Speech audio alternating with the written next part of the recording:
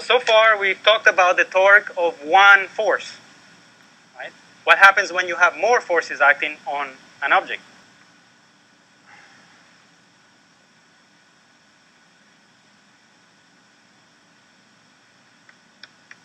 You're going to have several forces acting on the object, which is going to be this board. F3 is somewhere here. Attach F2 somewhere here. The axis of rotation is going to be there. That has to be specified about which point you're talking about, or the rotation is going to happen about which point. And let's apply F4 this way. So each one of these forces is going to have a vector R and an angle. This is R1, theta 1.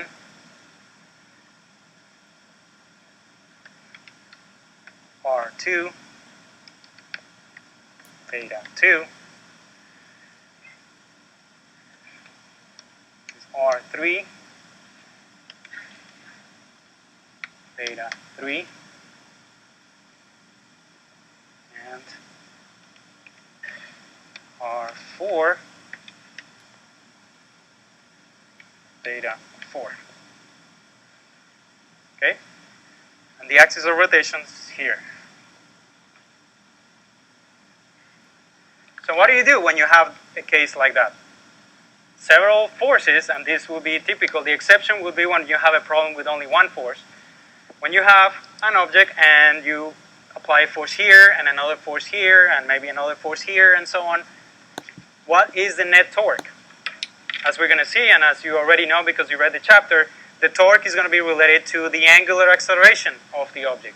So it's important to know what's the net torque. Just as before, when we talked about linear motion, it was important to find out what's the net force, because that determines the acceleration of the object.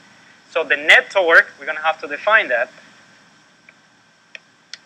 It's going to be the sum of all of the individual torques due to the different forces acting on the object.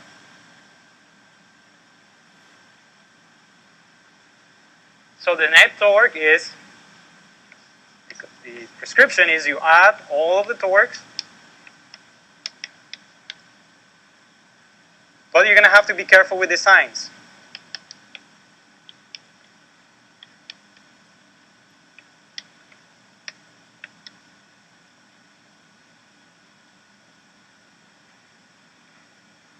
So we need to have a convention about what are the signs that we're going to use. Right? Because if we want to add torque 1 and torque 2 and torque 3 and torque 4 to get the net torque, we're going to have to figure out the individual signs of these torques. It is not the same. Why should there be a sign? If you have this pivoted about some point and you apply two forces, one, I grab it from here and I pull this way, and then I apply other force, which is from here, and I pull this way. If I do both at the same time, rotationally speaking, you can see that this one tends to make it spin that way, this one would tend to make it spin that way, so it's sort of a competition between the two torques. Okay? So to deal with that, for example, if you apply the same force here, and they're at the same distance, you would find out that the motion of this is up. There is no rotation. If one force is acting this way, and an equal force is acting here, and the distance from the center of rotation is the same, you will find that this object moves this way. No rotation. Because this force by itself wants to make this spin that way, this force by itself wants to make it spin that way. And because the forces and the distances and the angles are the same, the torque of this cancels the torque of this one. Therefore, no rotational motion, only translational. Because you have two forces acting up. Where is it going to go? Up, right? So that's to show you that the signs are very important. When you have more than one torque, you have to be careful with the signs. So the convention that we're going to use for the signs are the following.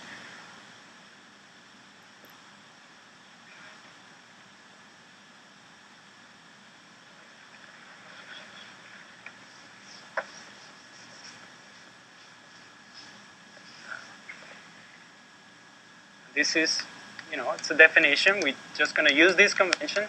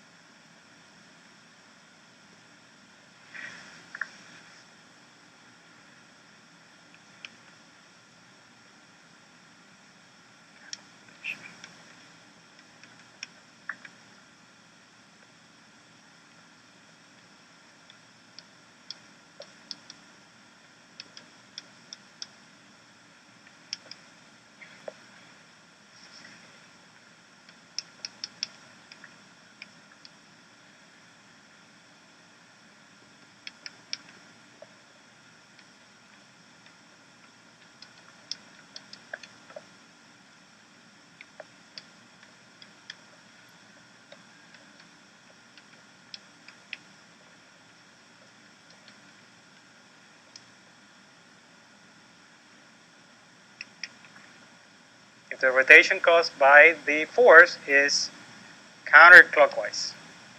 Counterclockwise. We're going to say that torque is positive. Alright? And similar statement, of course, for the other direction.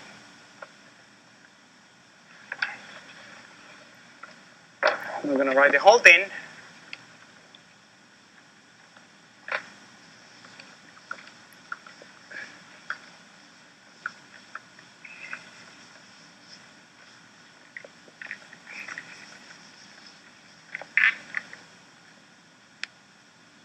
So the sign of the torque will be negative if the rotation caused by the force acting on its own, if it is clockwise. Same convention that we use for angle and for angular velocity. Remember that? An angle is positive if it was measured this way, right? An angle will be negative if you're measuring that way. Angular velocity is positive if the object is spinning this way. Negative if it's spinning the other way, right? Same convention we're using for torque. Now the key thing in that definition is that you have to consider, to determine the sign, positive or negative, you have to consider that that force is the only one acting on your object. Okay? The only one acting on your object. So, for example, what's the sign of torque 1 in that example over there? So what you do is, there's nothing but F1. In which direction is the object going to spin if F1 was the only force acting on it? You see that this is the axis of rotation. You're holding the object here and you're pulling it that way. So it's going to spin that way, correct?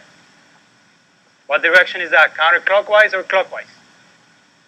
Counterclockwise. So T1 is going to be positive. Right? So the torque of force 1 is going to be R1 F1 sine of theta 1, and that goes with a plus sign. What about the torque of force 2? Force 2 is down here. There's nothing but F2. What is F2 going to do to the object if it was the only force?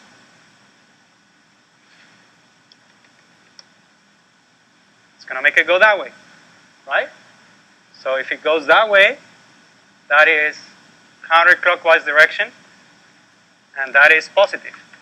So the torque of force 2,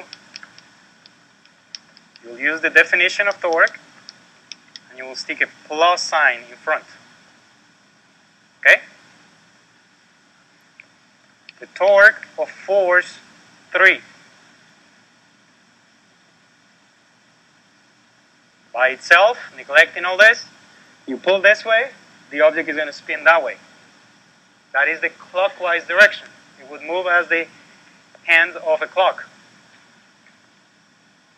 So that gives it a negative value, or negative sign, and T3 is going to be minus R3 F3 sine of theta 3.